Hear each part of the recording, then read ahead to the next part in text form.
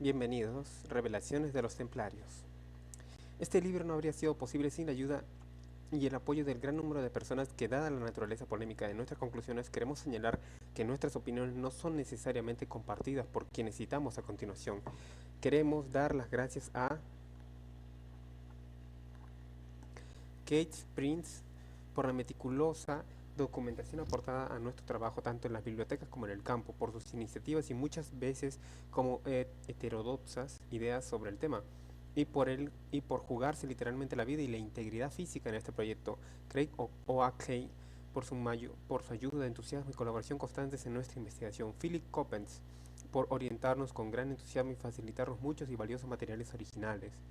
Jim Cochrane, redactor responsable de Bantam Press, que aportó comentarios constructivos y bien informados y nos puso presión. Gracias también a sus colegas Kate Louise, Sheila Core y Martin McCrae, Lucien Morgan, por darnos la idea de este libro. El material de los capítulos 8 y 9 sobre Rinis Le Chateau debe mucho a la información facilitada y comentada por muchas personas.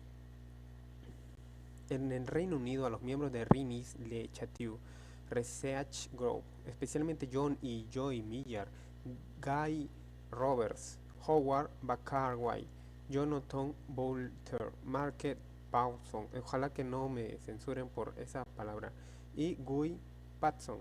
También a Guy por colaborar en nuestra investigación sobre los caballeros templarios. En Francia es de agradecer especialmente la colaboración de Alain Feral, Sonia Moriou, Anthony Clarier Captier, Jean-Luc y Louis Robin, Celia Brook, Marcel Captier y Elizabeth Van Buren. Y también damos las gracias a Monique y Michel Marron de la Pomme Bleue y Rinis Le Chateau, cuyos platos hicieron memorables muchas de nuestras jornadas.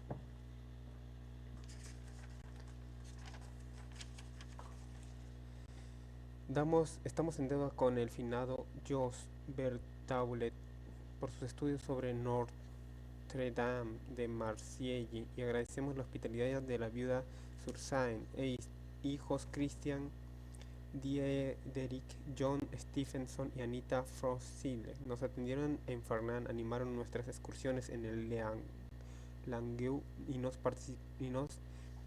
participaron sus conocimientos sobre la comarca. Les quedamos agradecidos también por su estupenda hospitalidad y conversación y por prestarnos a Gold. Peter Humber por cedernos su casa en Languedoc durante nuestro primer viaje de estudios y por su relación tan sosegada por la que estuvimos a punto de perpetrar allí. Y gracias también a los habitantes de Ferrand y del departamento de bomberos de Montreal que acudieron a nuestro auxilio aquel fatídico 17 de enero de 1995. ¡Wow! Y también por el finado Café Fou de Peter M. Boundary y Rod, que parecía en cierto modo un predestinado a convertirse en nuestro refugio. Robert Howells por muchas y muy gozosas discusiones nocturnas sobre temas esotéricos de todas clases a las que aportó sus amplios conocimientos. André Doucet por compartir generosamente los resultados de sus exhaustivas investigaciones sobre misterios de Francia. Niven Sinclair por su gran generosidad y fascinantes revelaciones acerca de la capilla Rosselin y los templarios. Steven Wilson por su ayuda con los mandeos, por facilitar una presentación en Talking Stick y por un divertido y memorable viaje en tren. Karine Esparcey López por colaborar con traducciones del francés, darnos ánimos y concedernos su valiosa amistad. Damos gracias también a las personas siguientes por su ayuda en diversas maneras, bien fuese proporcionándonos información necesaria o sencillamente dispensándonos elogios y ayuda moral. Nicole Dave y Charles B. Waiters y sus respectivas hijas Laura Dow y Catherine y Jennifer B. Waiters. Trevor Potts, Andy Collins, Dominic Hay, Lionel Beer y su grupo Thames, Steve Moore y Fortean Times, Bob y Veronica Cowley de Rilko, George Case, Yuri Stoyanov, Benoit Riviere, Henry Bouillon, Jean-Pierre Appel, André Galau, Luis Bazar, Gino Sandy, Manfred Cassier, Alun Harris, John Spencer, Stephen Pearce, Olivia Robertson de la Fellowship of Isis, Caroline Wise, Gareth Medway, Tony Pritchett, Mitch y Lorraine James, Mark Bennett, Dave Smith y Natalie Hutt, Lauren McLuhan, David N. Corona, Dr. Richard Wiseman, Sylvia Patton, Barry y Fiona, John Stone, Salva Livinoff, Vida Amadoli, Helen Scott, Michele Kaczynski, Mary States Falstein, Sally Morgan, Will Flower, Will Fowler, Sheila y Eric Taylor, Samuel López, James Deep, Nick Davis, Lisa Bailey, David Bell, Inc. y el personal de las salas de lectura de British Library y de Westminster Reference Library, gracias a los servicios de urgencias de Plymouth y Carcassona por salvar a Kate Prince y a la persona anónima por el teléfono que telefonó para avisarnos desde Notre Dame de Marsella. Ok. Introducción. Leonardo da Vinci puso en marcha la búsqueda que ha llevado este libro, nuestro estudio sobre el papel del fascinante y misterioso genio de Renacimiento en la falsificación del sudario de Turín, desembocó en una investigación mucho más amplia y más comprometida sobre las herejías que habían impulsado sus ambiciones en secreto. Fue preciso averiguar en qué participó, lo que supo y creyó, y por qué recurrió a ciertos códigos y símbolos en la obra que dejó a la posteridad. A Leonardo hemos de agradecer por consiguiente, aunque sea un agradecimiento algo dolido, los descubrimientos que se condenan en este libro. Al principio nos pareció raro al vernos sumergidos en el mundo complicado y en muchas ocasiones algo tenebroso de las sociedades secretas y las creencias heterodoxas. Por mucho que Leonardo, según es creencia común, hubiera sido un ateo y un racionalista, pero nosotros descubrimos que nada más lejos de la verdad. En cualquier caso, al poco dejamos atrás este personaje para hallarnos a solas frente a algunas implicaciones profundamente inquietantes, lo que había empezado como una modesta averiguación sobre algunos cultos interesantes, pero que de modo alguno harían tambalearse en el mundo, se convirtió en una investigación sobre propias raíces y creencias originarias del mismo cristianismo. En esencia ha sido un recorrido a través del tiempo y del espacio, primero de Leonardo a la época actual y luego retorno al Renacimiento y más atrás todavía pasamos por la Edad Media y hasta la Palestina del siglo I, el escenario donde se sitúan las palabras y las acciones de nuestros tres protagonistas principales. Juan el Bautista, María Magdalena y Jesús. De paso hemos tenido que detenernos muchas veces para examinar numerosos grupos y organizaciones secretas con una mirada del todo nueva y objetiva. Los francmasones, los caballeros templarios, los cátaros, el priorato de Sion, los esenios y el culto de Isis y Osiris. Estos temas naturalmente se han discutido en otros muchos libros recientes, en especial de Holy Blood and the Holy Grail, y Michael Bengen, Richard Blake y Henry Lincoln, que desde principios ha sido de particular inspiración para nosotros. The Sin and the Seal, de Graham Hancock, de Temple and the Locke, de Bengen y Lake. Y el último, de Hiram Kay, de Christopher King y Robert Lomas. Quedamos en deuda con todos estos autores por la luz que han arrojado sobre nuestro común terreno de investigación, pero creemos que todos ellos fracasaron en la empresa de hallar la clave esencial que va al corazón de estos misterios, lo cual no debe extrañar a nadie. Toda nuestra cultura se basa en ciertas premisas acerca del pasado y más especialmente del cristianismo y el carácter y motivos de su fundador. Pero si esas premisas son erróneas, entonces las conclusiones que basamos en ellas andan lejos de la verdad, o por lo menos ofrecen una imagen desafortunada de los hechos.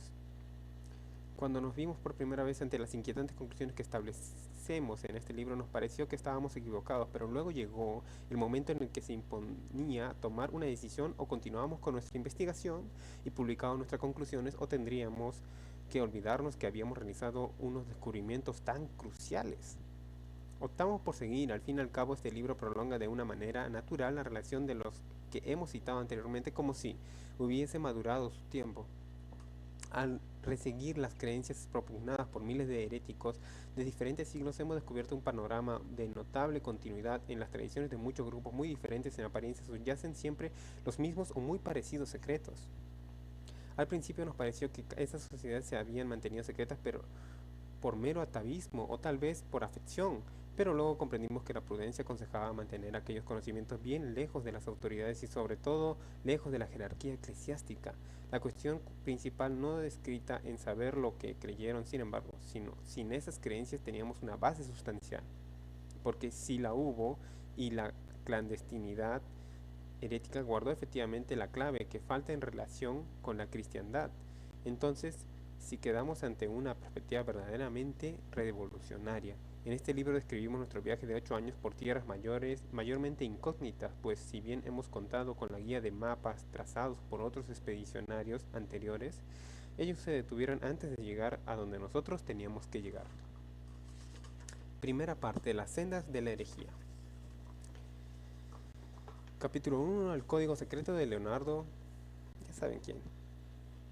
Una de las obras más de arte más famosas del mundo y de las que más se ha tenido que soportar, el fresco de Leonardo, La Última Cena, es todo cuanto queda de la iglesia de Santa María delle Grazie, cerca de Milán, pues la pared de donde está pintado fue la única que permaneció en pie al ser bombardeada durante la Segunda Guerra Mundial.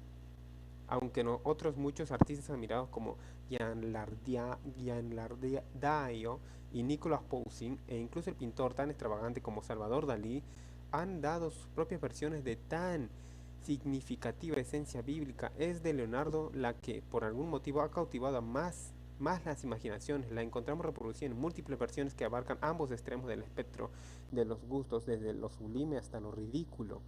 Algunas imágenes son tan familiares que nunca se miran bien, y aunque se ofrezcan a la mirada del espectador abierta a un escrutinio más detenido en el plano más profundo y lleno de sentido, siguen siendo libros completamente cerrados. Así ocurre con La Última Cena de Leonardo. Y aunque parezca mentira, casi todas las demás obras suyas que han llegado hasta nosotros. Y aunque parezca mentira, casi con todas las demás obras suyas que han llegado hasta nosotros.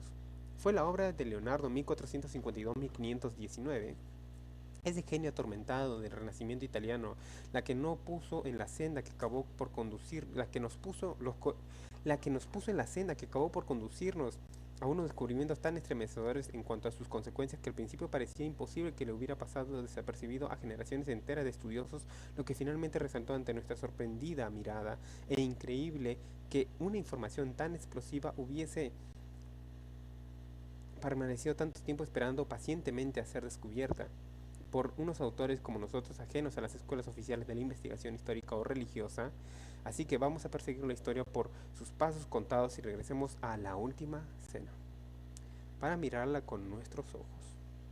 No es el momento ahora para situarnos en el contexto conocido de los postulados de la historia del arte. Queremos verla tal y como la vería un recién llegado completamente ignorante de esa imagen tan archiconocida, que las escamas de los conceptos previos caigan de nuestros ojos y la miremos de verdad como si fuese la primera vez en nuestra vida.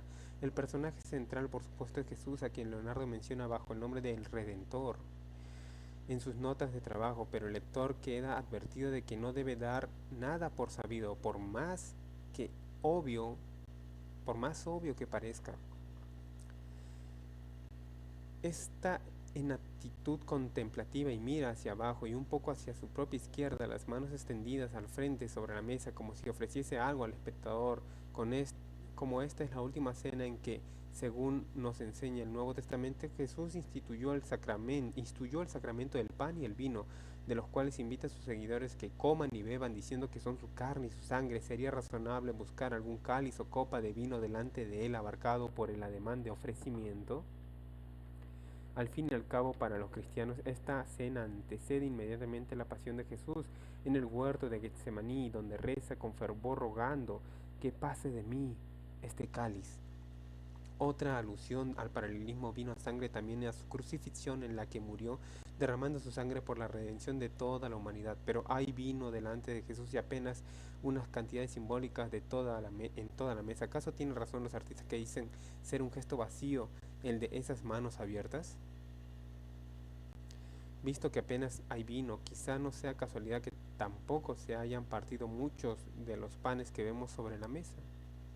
Y puesto que el mismo Jesús identificó el pan con su propio cuerpo que sería partido al supremo sacrificio, ¿se nos está comunicando algún mensaje sutil en cuanto a la verdadera naturaleza de los padecimientos de Jesús?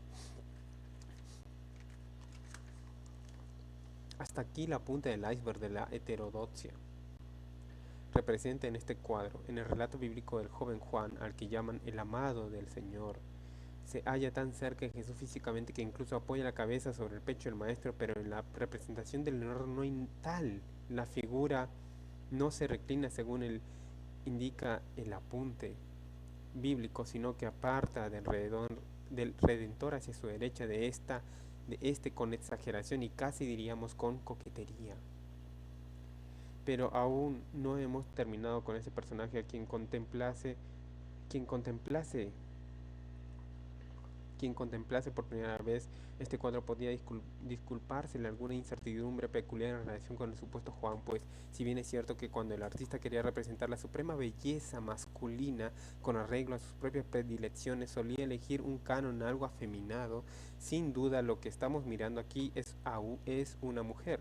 Toda la figura es sorprendentemente femenina, por más que la pintura sea antigua y esté deteriorada, ahí están todavía las manos pequeñas y bien formadas, los rasgos y semblantes finos, armoniosos, el pecho, sin discusión, y el collar de oro. La mujer, pues, estamos seguros de que lo es, viste además ropas que señalan como alguien especial, ay, como alguien especial. Son el reflejo invertido de la indumentaria del Redentor, ya que vemos una túnica azul con manto rojo a un lado y una túnica roja con manto azul al otro, siempre dentro del mismo corte y estilo. Ningún otro comensal lleva unas prendas tan similares a la de Jesús, pero también es cierto que no hay ninguna otra mujer. Si nos fijamos en la composición general, lo más destacado es la configuración que describe Jesús y la mujer. Una gran M, muy abierta, casi como estando literalmente unidos por la cadera, hubieran sufrido una separación o se hubiesen apartado de manera voluntaria. Que sepamos, ningún estudioso ha dicho nunca que ese fuese un personaje femenino, ni menciona la M de la composición tal como hemos averiguado en nuestros estudios sobre él. Leonardo fue un excelente psicólogo y le divertía presentar imágenes altamente heterodoxas a los patronos que le encargaban una pintura religiosa convencional. Sabía que les podía enseñar la más escandalosa de las herejías y la contemplaba sin que nada conturbase su ánimo. Por lo general los espectadores solo vemos lo que teníamos previsto ver. Si le encargan a uno que pinte una escena convencional de los evangelios y lo que uno ofrece guarda un parecido superficial con esta escena, nadie se fijará en el dudoso simbolismo. Sin embargo, Leonardo debió tener la esperanza de que otros, tal vez los que participaban en su inhabitual interpretación del mensaje no es testamentario, neotestamentario, perdón, o algún día en algún lugar unos observadores imparciales pararían mientras en la imagen de la misteriosa mujer señalada por la M y se harían las preguntas obvias. ¿Qué, ¿Quién era la tal M? ¿Y por qué era tan importante? ¿Por qué arriesgaría Leonardo su reputación e incluso la vida en aquellos tiempos de activo funcionamiento de los quemaderos al incluir dicho personaje en una escena tan fundamental para los cristianos? Quien quiera que fuese su destino se intuye bastante menos que seguro. Su destino se intuye bastante menos que seguro. Porque el canto de una mano amenazaba ese cuello graciosamente inclinado. También el Redentor se ve amenazado por un índice rígido que apunta hacia arriba, prácticamente delante de su cara, pero tanto Jesús como M aparecen desentendidos en esos ademanes hostiles, visiblemente sumergidos en los mundos de sus propios pensamientos tranquilos y sosegados, cada uno a su manera. Todo indica que se está utilizando un simbolismo secreto, no solo de manera, todo indica no solo para advertir de sus respectivos destinos a Jesús y a su compañera fémina, sino también para participar o recordar al observador cierta información que no puede publicarse de otro modo, porque sería demasiado peligroso. ¿Cuánto tiempo vamos? Vamos 20 minutos. Bien. ¿Utiliza Leonardo esta pintura para transmitir alguna creencia secreta? Sería poco menos que demencial compartir con público de cualquier manera más explícita. Es posible que dicha creencia lleve un mensaje más allá del círculo inmediato de sus seguidores. Tal vez hasta nosotros mismos hoy día sigamos contemplando esta asombrosa obra. A la derecha, según el observador, vemos un hombre corpulento y barbudo que se dobla casi en dos para hablar al último discípulo de ese lado de la mesa. Está totalmente vuelto de espaldas al Redentor. Comúnmente se admite que este personaje Tadeo o Judas es un autorretrato de Leonardo, pero los pintores del Renacimiento nunca pintaron nada por casualidad, ni solo porque sí era bonito, y el profesional que nos culpa sabemos además que era muy aficionado al doble entendre visual. Su preocupación por elegir modelo adecuado para cada discípulo se detecta en su sarcástica proposición de hacer posar al incordiantemente prior del convento de Santa María para el retrato de Judas el traidor. ¿Por qué se pintó Leonardo a sí mismo dando la espalda a Jesús? Pero aún hay más. Una mano anómala apunta con una daga al al estómago del discípulo situado detrás del personaje más próximo a M. Por mucho trabajo que demos a la imaginación, es imposible que esa mano pertenezca a ninguno de los comensales, ya que ni forzando la postura ninguno de los circunstantes puede esgrimir la daga en ese lugar. Pero lo más asombroso de esa mano desencarnada es no tanto su presencia como el hecho de que todas nuestras lecturas que en todas nuestras lecturas acerca de Leonardo apenas la llevamos aludida un par de veces, y aún con una curiosa reticencia a admirar que haya nada extraño, tal como sucede con el San Juan que realiza en una mujer. Nada nos parece más obvio ni extravagante una vez nos lo indican. Por, pero por lo general estos detalles desaparecen por completo de la vista y la mente del observador, sencillamente porque son demasiado extraordinarios y chocantes. Se nos ha dicho a menudo que Leonardo era un buen cristiano cuyos cuadros religiosos reflejan la profundidad de su fe. Como vamos conociendo al menos uno de ellos, incluye una imaginería sumamente dudosa desde el punto de vista de la ortodoxia cristiana, y nuestras investigaciones ulteriores, como veremos, revelan que nada tan lejos de la verdad como la idea de que Leonardo fuese un verdadero creyente, si por tal entendemos que creyente en ninguna forma aceptada o aceptable del cristianismo. Ya los rasgos curiosos y anómalos hemos hallado en una sola de sus obras parecen querer decirnos que hay una segunda lectura de esa escena, en esa escena bíblica tan conocida, otro mundo de creencias más allá del aspecto aceptado de esa imagen congelada en el muro del siglo XV cerca de Milán. Cualquiera que sea el significado de esas inclusiones heterodoxas, indudablemente son incompatibles con la doctrina oficial, y este es un punto que conviene resaltar.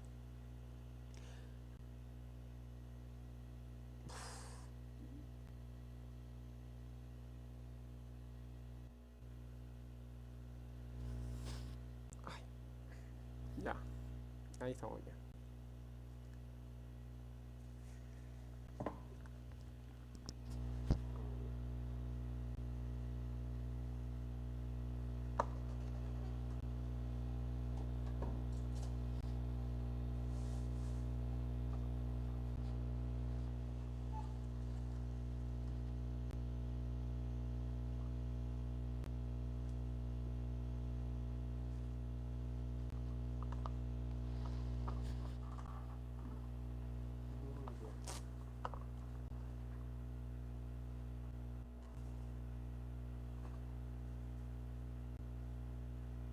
Tuvimos que usarlo.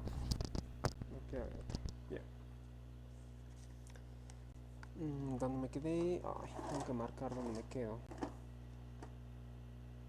No está soportando. Interesante.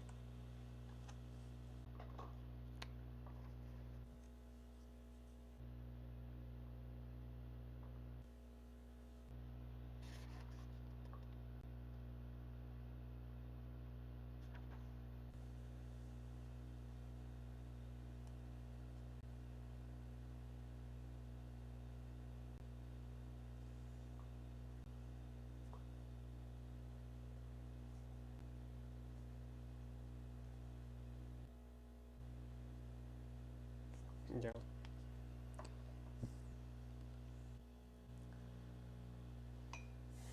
Aunque en sí no parecerá nada nuevo para los materialistas racionalistas actuales que consideran a Leonardo como el primero que tuvo la verdadera mentalidad científica, como un hombre que no prestaba atención a las supersticiones ni a la religión bajo ninguna eh, de sus formas a la super, y como la propia antítesis de todo el misticismo y ocultismo, pero tampoco en estos vemos más allá de sus narices. ¿Por qué pintar la última cena sin una cantidad significativa de vino?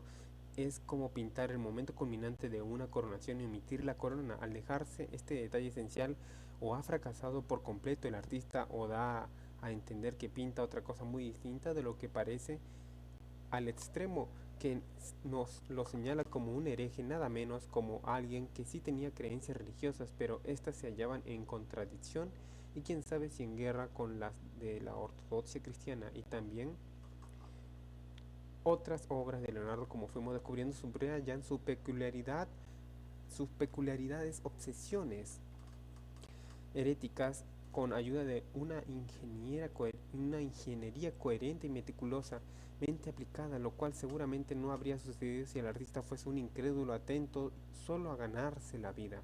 Esas inconclusiones y esos símbolos que nadie le había encargado eran mucho más que la reacción humana, que la reacción humorística del escepticismo frente a semejante encargo. No era lo mismo que, digamos, pintar un San Pedro con nariz de payaso. Lo que estamos viendo en la última cena y demás obras es el código secreto de Leonardo da Vinci y creemos que tiene una sorprendente relación con el mundo de hoy. No sé si... oh, oh,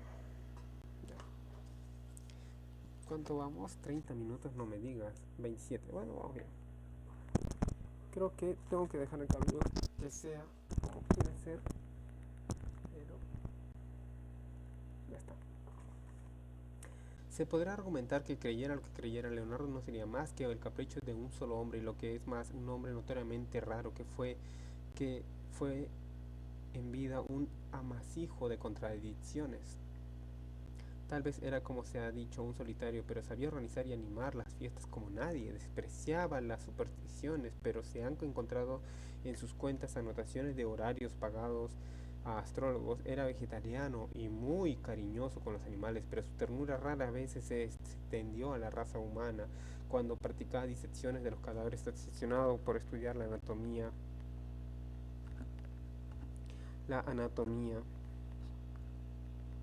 Oh, disculpen. Y asistía a las ejecuciones públicas para observar la agonía de los condenados. Era un pensador profundo, pero se complacía inventando acertijos, adivinanzas pueriles y bromas pesadas. Ante una personalidad tan complicada, es fácil pensar que sus opiniones particulares en materia de la religión y filosofía fueron algo o muy excéntricas. Por este motivo nos hallamos tentados a desdeñar sus posibles ideas heréticas como cosas desprovista de importancia para nosotros. Y si bien se admite generalmente que Leonardo fue un hombre de inmenso talento, la vanidad de nuestro siglo moderno tal vez le resta importancia a sus conocimientos. Al fin y al cabo, cuan- cuando él nació,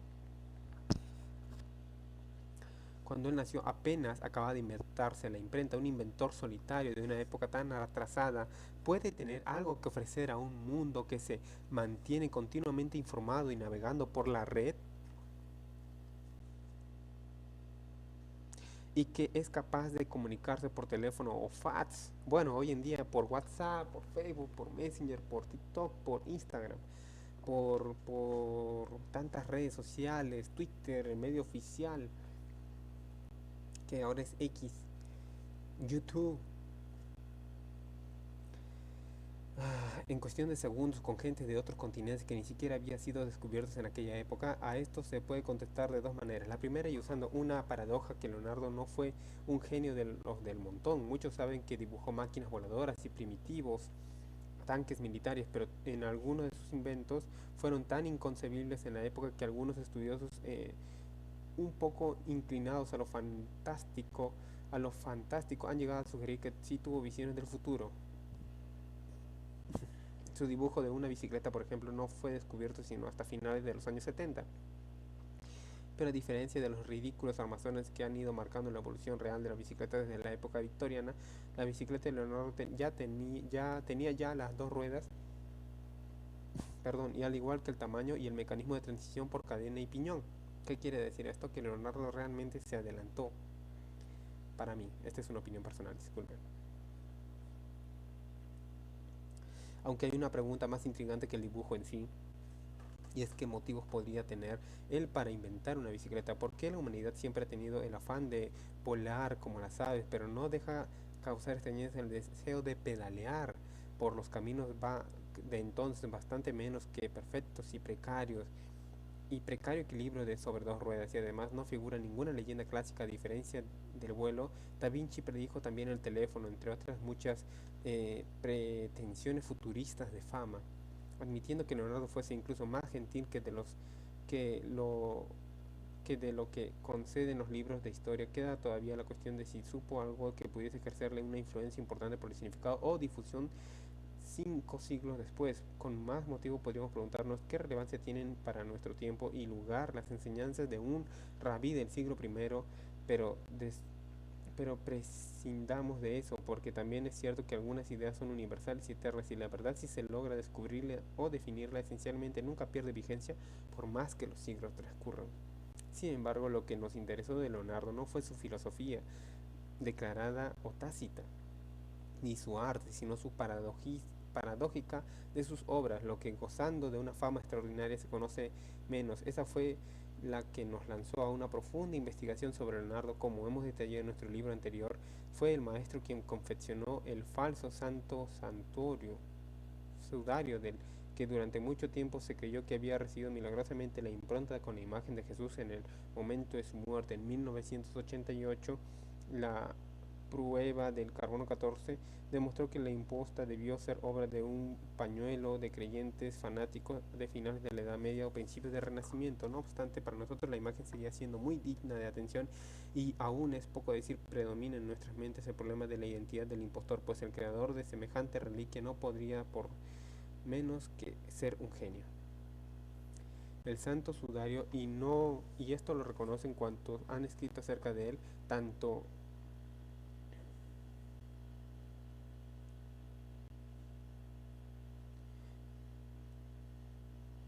a favor como en contra de su autenticidad. Se comporta como una fotografía, es decir, que tiene un curioso aspecto negativo fotográfico, lo cual significa que no se ven a simple vista sino unas manchas, y solo al positivo, invirtiendo los valores del claro y oscuro, se manifiesta la imagen que contiene. Como no se conoce ninguna obra de pintor ni calco funerario que presente tal efecto, se interpreta por parte de los partidarios de la autenticidad como prueba de su origen milagroso. En cambio nosotros hemos descubierto que la imagen de la Sindone se comporta como una fotografía precisamente porque lo es. Pues sí, aunque parezca increíble, la entrada del sudario de Turín es una fotografía. Nosotros, con la ayuda de Kate Prince, hemos reconstruido la técnica original y creemos que se utilizó. ¿Qué creemos que se utilizó? Y ya somos los primeros que hemos logrado reproducir características del sudario para las cuales hasta ahora nadie había encontrado explicación. Y aunque los defensores de la hipótesis milagrosa decían que no era factible, lo hicimos con medios sumamente sencillos. Utilizamos cámara oscura, en esencia un cajón de un agujero de muy pequeño diámetro, una tela impregnada con una capa fotosensible en la que utilizamos productos que podían conseguirse fácilmente en el siglo XV, una larga y paciente exposición. Aunque eso sí, el asunto de nuestro experimento fotográfico fue un busto femenino de la escayola, muy lejos de la categoría de modelo original, pues aunque la cara que aparece en el Sindone no sea, como muchos han afirmado, la de Jesús, evidentemente es el semblante del mismo impostor. En resumen, el sudario de Turín es, en otras muchas cosas, una fotografía de 500 años de antigüedad, y el retratado no es otro sino Leonardo da Vinci.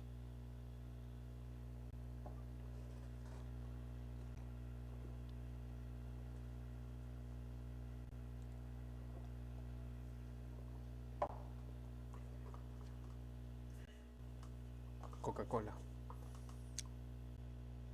Ya. Ahora bien, Y pese que algunas afirmaciones más bien curiosas en contrario, eso no pudo ser obra de un devoto creyente cristiano. El sudario de Turín, una vez positivado, muestra lo que al parecer es ser el cuerpo martirizado y ensangrentado de Jesús.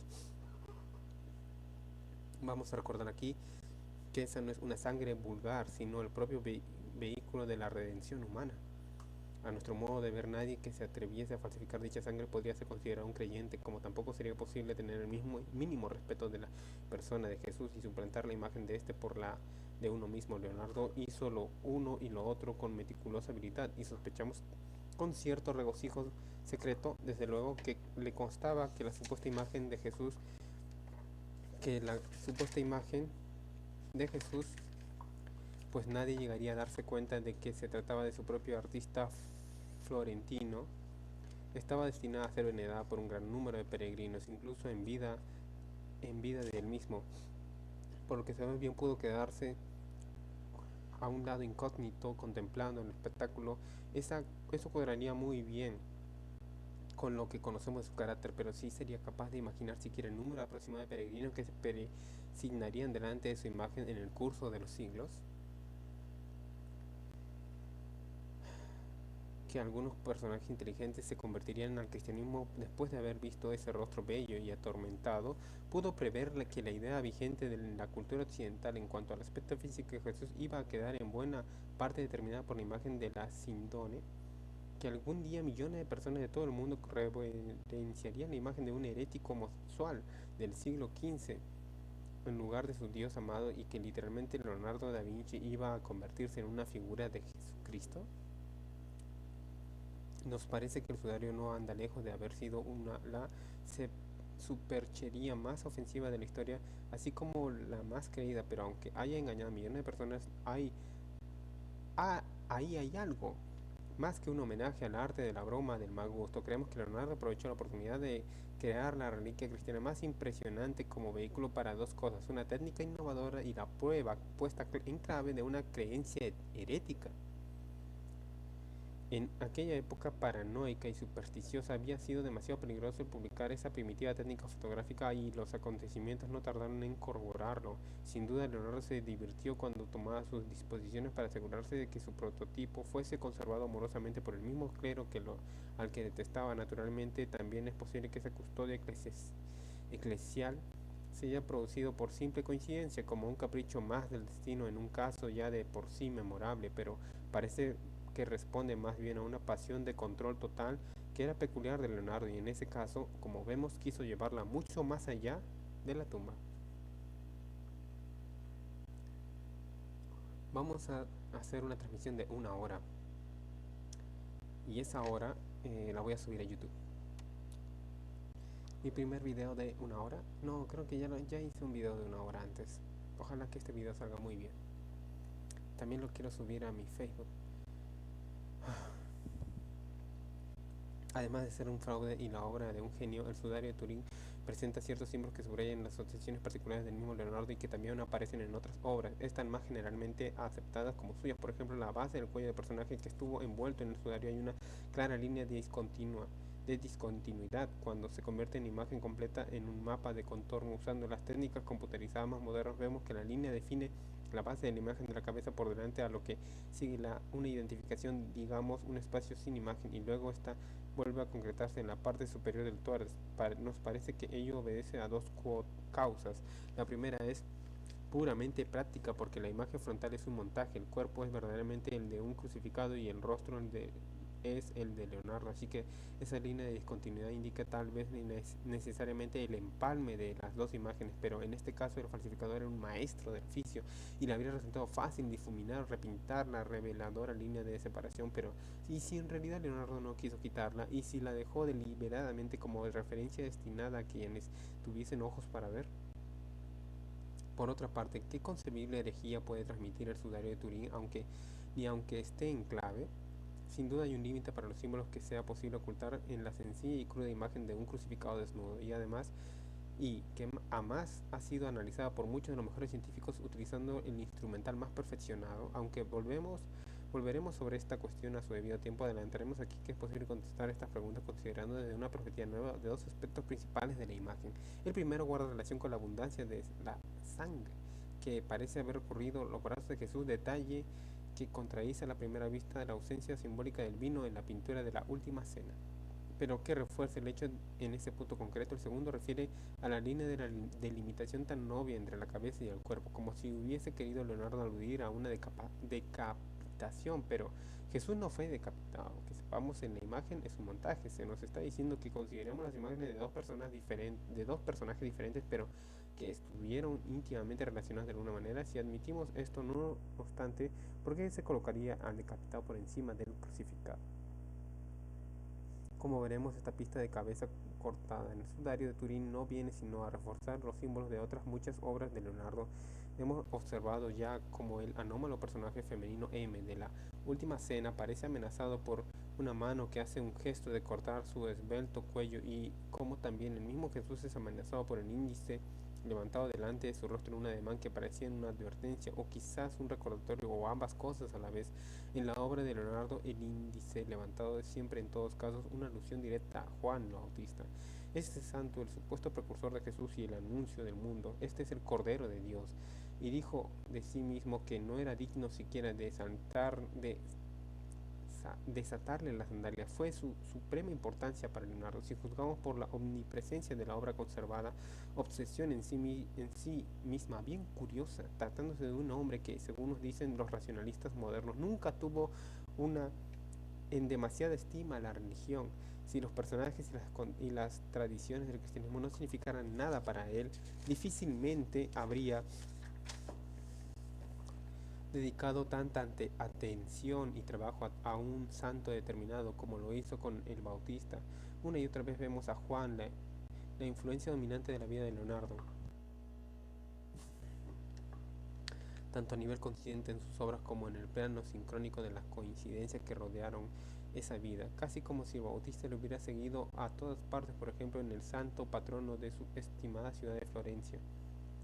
Y también le está consagrada la Catedral de Turín, donde se expone la reliquia del Santo Sudario y la última pintura de Leonardo. Disculpen.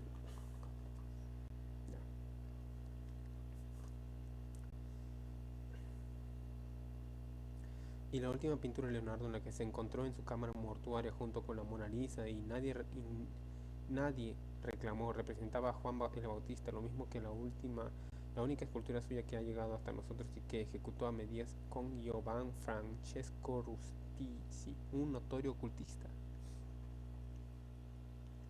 Ese dedo índice levantado que vemos a llamar el gesto de Juan aparece también en el cuadro Rafael, la Academia de Atenas, 1509. Aquí es el venerable personaje de Platón quien hace el ademán, pero teniendo en cuenta las circunstancias, la alusión no es tan misteriosa como cabría suponer. En realidad, el modelo que posó como Platón no fue otro sino el mismo Leonardo, y le vemos haciendo un gesto que, además de ser en alguna manera suyo, el característico, sin duda tenía un profundo significado para él y posiblemente también para Rafael y los otros de su círculo. Por si alguien cree que estamos exagerando la importancia de lo que hemos llamado el gesto de Juan, vemos otros ejemplos de la obra de Leonardo. Me gustaría transcribir acá las imágenes, pero me voy a demorar y quiero avanzar en la lectura. Realmente voy recién 28 páginas. Al parecer en varias pinturas suyas, y como hemos dicho siempre, tiene el mismo significado. Punto. Quisiera que puedan buscar las imágenes, la Santa Cena o la Última Cena, Juan el Bautista con Jesús, pintado por Leonardo, y Platón. Claro, Platón. Búsquenlas para que puedan seguir esta lectura mejor. En su adoración a los magos, empezaba en 1481, pero nunca terminaba el ademán. Lo exhibe un espectador anónimo que está detrás de un promontorio sobre el cual crece un algarrobo. Cuando uno contempla el cuadro, difícilmente se fija en este personaje, ya que la atención se dirige inevitablemente hacia lo que uno creería es el tema principal, es decir, como sugiere el título, de la adoración de la Sagrada Familia por parte de los sabios orientales de Oriente o magos de la Virgen Bella y una actitud ensimismada con el niño Jesús sobre la rodilla no ha recibido el color y tiene un aspecto insípido. Los magos se arrodillan para ofrecer los presentes que llevan al niño, mientras se arremolina al fondo una multitud que suponemos ha acudido también para rendir homenaje a la madre y al niño, pero al igual que la última cena, esta pintura solo superficialmente es cristiana y vale la pena echarle una ojeada más detenida. Nadie dirá que los adoradores del primer término sean ejemplos de salud y belleza, flacos, casi cadavéricos. Las manos se alzan, pero no en gesto de reverencia, sino como si las garras de pesadilla dirigidas hacia la pareja central. Los magos traen sus regalos, pero solo dos de los tres legendarios. Vemos que ofrecen incienso y mirra, pero falta el oro. Para un observador de la época de Leonardo, el oro significaba más de la fortuna y más, además de la fortuna inmediata, de la realeza, y eso es lo que no se le ofrece a Jesús. Cuando miramos detrás de la Virgen y de los magos, vemos un segundo grupo de adoradores. Ellos parecen mucho más sanos y normales, pero si fijamos bien, observamos que no miran a la Virgen ni al niño para nada. Parece como si la veneración se dirigiera a las raíces del algarrobo, detrás de la cual hay un hombre haciendo un gesto de Juan, el gesto de Juan, y el algarrobo se halla tradicionalmente asociado a Juan. En el ángulo inferior derecho del cuadro hay un joven deliberadamente vuelto de espaldas de la Sagrada Familia. Existe coincidencia en que se trata del mismo Leonardo, pero la explicación que se propone comúnmente para su actitud es algo floja, que el artista se juzgaba indigno de mirarle de frente, pues sabemos que Leonardo no simpatizaba con la iglesia. Además, su autorretrato como Tadeo o Judas en la última cena también se aparta significativamente del Redentor, como viniendo a subrayar una relación emocional muy fuerte a los personajes centrales del relato cristiano, y puesto que Leonardo nunca fue un paradigma de devoción ni de modestia, no es verosímil que tal reacción fuese insípida por un exceso de humildad ni de reverencia. Volviendo al hermoso e inquietante bocento de la Virgen y el Niño con Santa Ana, 1501, que tiene la fortuna de poseer la londinense National Geographic. De nuevo hallamos elementos que deberían sorprender al observador, aunque rara vez ocurre con sus implicaciones subversivas.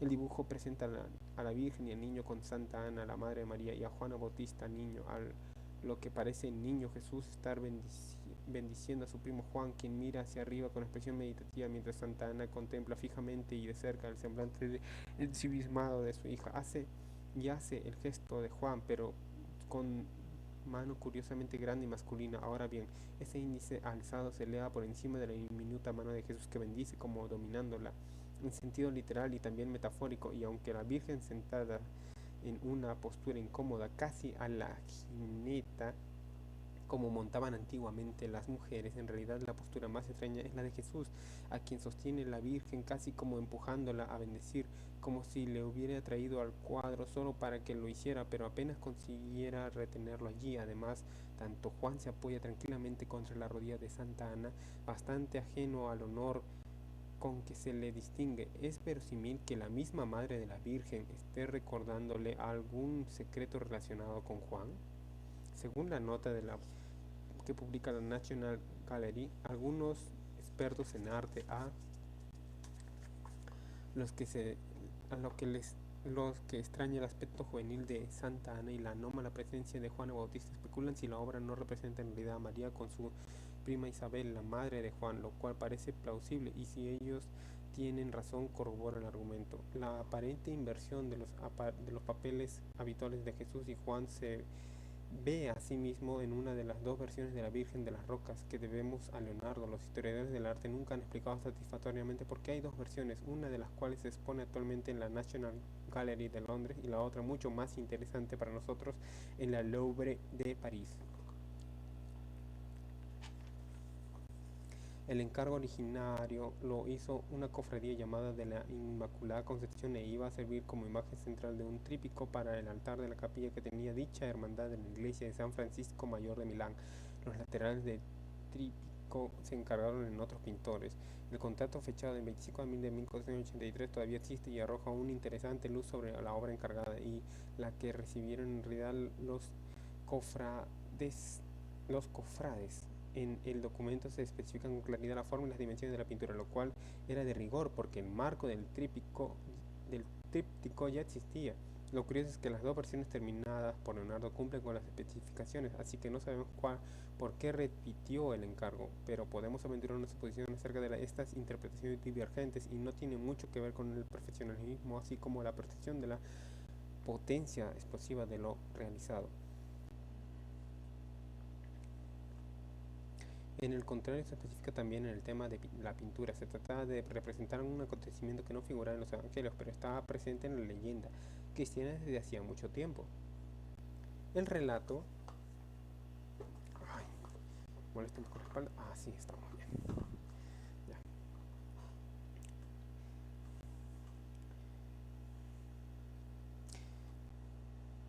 Es el relato de cómo durante la huida de Egipto José María y el niño Jesús se refugiaron en una cueva del desierto donde hallaron al infante Juan Bautista bajo la protección del arcángel Uriel. La intención de esta leyenda escrita en solucionar una de las dudas más obvias de las modestas que plantea el relato del bautismo de Jesús conforme a los evangelios. ¿Qué necesidad tenía Jesús de bautizarse si había nacido exento de pecado, y siendo así que este rito es una ablución simbólica mediante la cual se limpia uno de sus pecados y se compromete a vivir santamente en el futuro? ¿Por qué el Hijo de Dios iba a someterse a un evidente acto de autoridad por parte del Bautista? La leyenda refiere a que, durante el encuentro fortuito entre los dos santos infantes, Jesús le concedió a su primo Juan autoridad para que le bautizase cuando ambos fuesen mayores. Por varias razones nos parece una ironía de la historia que la cofradía confiase tal asunto precisamente a Leonardo, pero también podemos sospechar que este quedó encantado con el encargo para hacer de él una interpretación exclusivamente suya, al menos de una de las versiones. De acuerdo con las costumbres de la época, los cofrades solicitaban una pintura vistosa y fastuosa con dorados de pan, de oro y muchos querubines y espíritus de profetas veterotestamentarios con relleno, pero lo que recibieron fue bastante distinto, a tal punto que se estropearon las relaciones entre ellos y el pintor, y todo culminó en un pleito que se arrastró durante más de 20 años. Leonardo eligió representar la escena con el mayor realismo posible y sin personajes ajenos. Él no quería querubines gordezuelos ni severos profetas bíblicos anunciadores de las desgracias. En efecto, casi diríamos que practicó un reduccionismo excesivo en cuanto a los dramatis y personae, ya que no aparece San José para nada, aunque el cuadro supuestamente pinta la huida de la Sagrada Familia a Egipto. La versión Louvre, que fue la primera presentada a una virgen con la túnica azul que rodea en su brazo al protector, con su brazo protector a un niño, mientras que en el otro infante forma grupo con Uriel. Lo curioso es que los dos niños parecieran idénticos, y más curioso todavía, el que, el que está con el ángel bendice al otro. Es el niño de María quien se arrodilla sumisamente. Por eso los historiadores del arte han supuesto que Leonardo, cualquiera que fuera su motivo, eligió colocar al niño Juan al lado de María. Al fin y al cabo no hay etiquetas que identifiquen a los personajes, y sin duda el niño con más autoridad para bendecir era Jesús.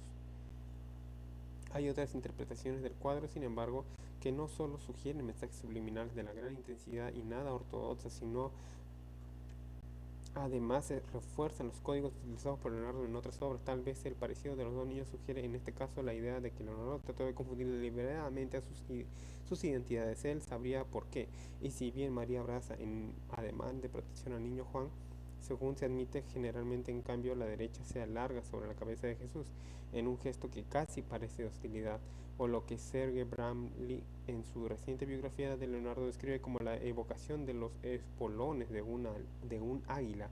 Uriel apunta enfrente al niño de María, pero la enigmática mirada se dirige hacia el observador, lo cual también es significativo, puesto que se aparta de la Virgen y el niño. Lo más admisible y fácil sería interpretar el ademán y la postura como un señalamiento de lo cual de ellos es el Mesías, pero hay otras posibles explicaciones. ¿Qué pasa si el niño que está con María en la versión del Louvre de la Virgen de las Rocas es Jesús, como parecería lo más lógico, y el otro al que está con Uriel Juan? Recordemos que en este caso Juan bendice a Jesús y este se somete a su autoridad de aquel.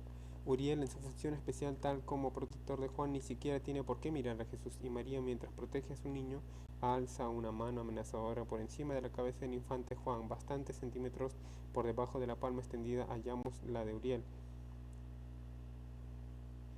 El uno con el otro, ambos gestos parecen abarcar una clave críptica, como si Leonardo quisiese indicarnos un objeto, algo entre ambos. En ese contexto no creemos arbitrario sugerir que los dedos extendidos de María parecen estar colocando una corona sobre una cabeza invisible, mientras que el índice estirado de Uriel corta precisamente el espacio que correspondería al cuello. Esa cabeza virtual flota por encima del niño que está con Uriel, así que resulta identificado tan eficazmente como si lo hubiese etiquetado. En definitiva, ¿por qué? ¿Cuál de los dos murió decapitado? Entonces, si este representa en verdad a Juan el Bautista, él bendice a quien le es superior.